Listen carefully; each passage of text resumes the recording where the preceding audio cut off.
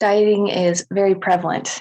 I think pretty much everyone knows someone who has dieted or has dieted themselves. But what you might not know is that dieting is actually not as safe as you might think.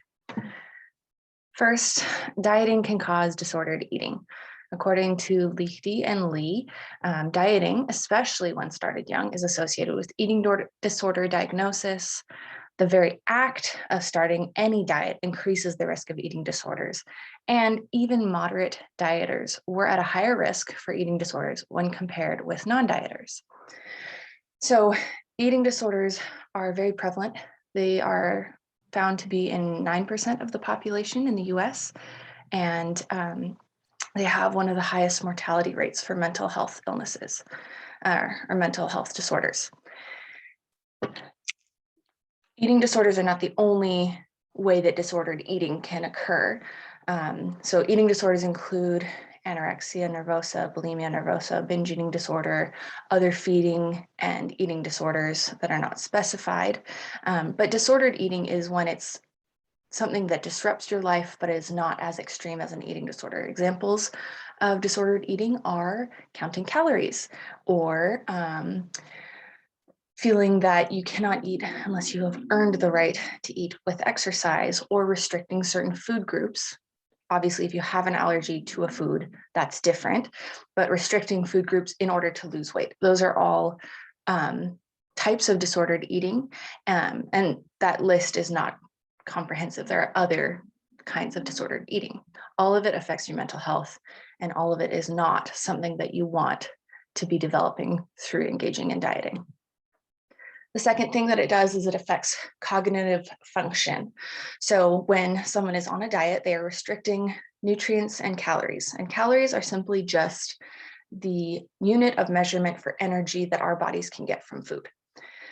So when we're restricting calories, we have slower reaction times, decreased attention span, and increased stress hormones in our body.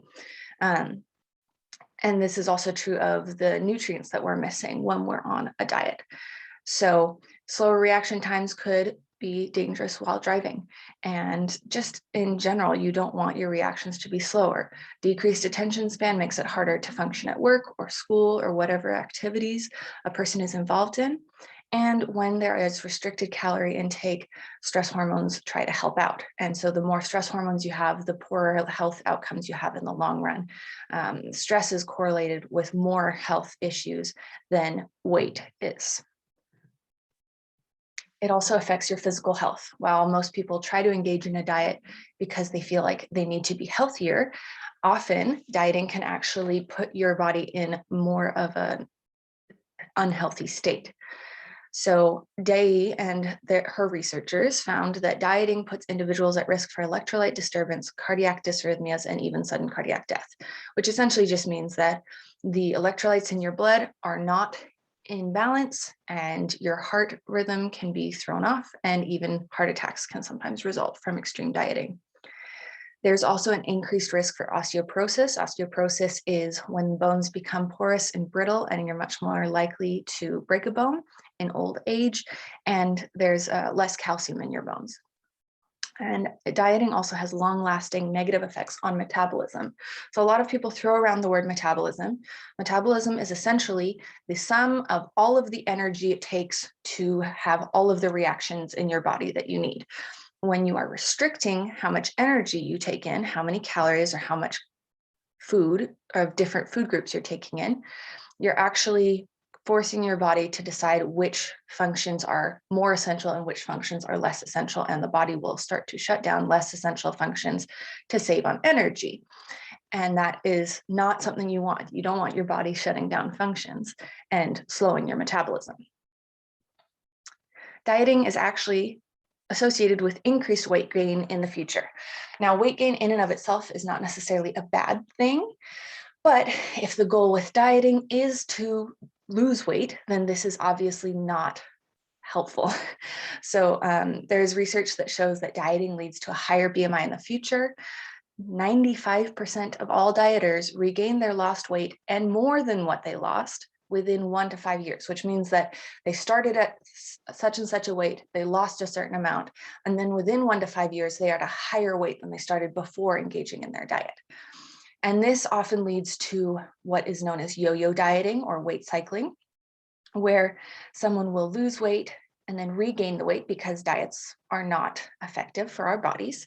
And then the person feels uncomfortable in their skin or that they need to be healthy. And so they try to lose weight again, and they engage in usually a more extreme diet. And then they end up regaining the weight because that's how our bodies work. And it actually puts us at much higher risk for cardiovascular issues than just engaging in one diet in your life. So yo-yo dieting is what we really want to avoid. So what can we do? If dieting is so bad, but we've been told to diet or that it's very common to diet, there are some steps we can take. So we can take the focus off of weight.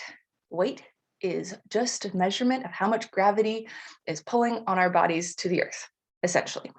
I mean, it's more than that, but that's basically what it is. And weight does not tell us how healthy someone is. Health is measured by your blood work and your cardiovascular endurance and your strength and your range of motion. Those are all things that equate to health more than weight do. So take the focus off of your weight. Stop worrying about losing weight and start worrying about, oh, do I feel like I have energy? Do I feel like I can lift the things that I want to? Is my body able to move in the way that I want it to? Because that is going to be a greater predictor of health in the long run. And eat foods you enjoy. It doesn't mean that if you love kale and you love salad, go for it, eat those things, but don't feel like you have to eat those things to be quote unquote good. Food is not moral. There's not good food, there's not bad food. There's more nutritious food and there's less nutritious food.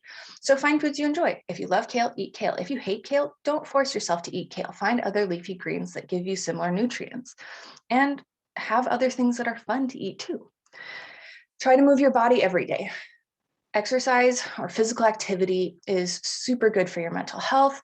It's really helpful for long-term health, for cardiovascular health, so heart and blood health. It helps you stay strong. It helps keep muscle tone. It helps keep bone density. It helps keep your heart functioning the way it's supposed to. It keeps cholesterol lower.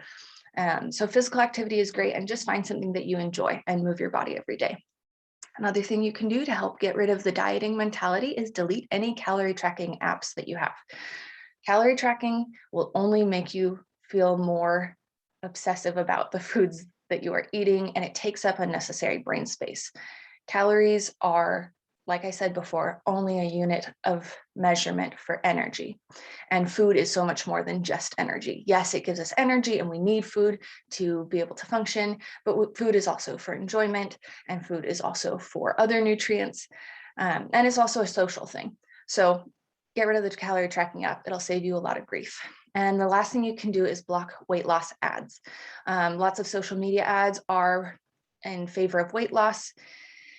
And a lot of them will mask themselves as saying it's a lifestyle, or this isn't a diet, this is a program to get you healthy.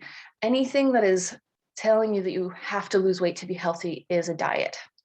So block those ads. You can do that by clicking on the 3 little dots in the upper right corner and then going in and selecting report or block ads on whichever social media platform you're on. That will also help you get out of the mentality of trying to diet. So all in all, dieting is not as good as we thought or were told, and it's better to focus on eating foods you enjoy, eating when you're hungry, eating to fullness, and moving your body every day in a way that you like. Here are the references for this presentation. If you have questions, please feel free to reach out, and I'm happy to answer questions or give more research on this. Thank you so much.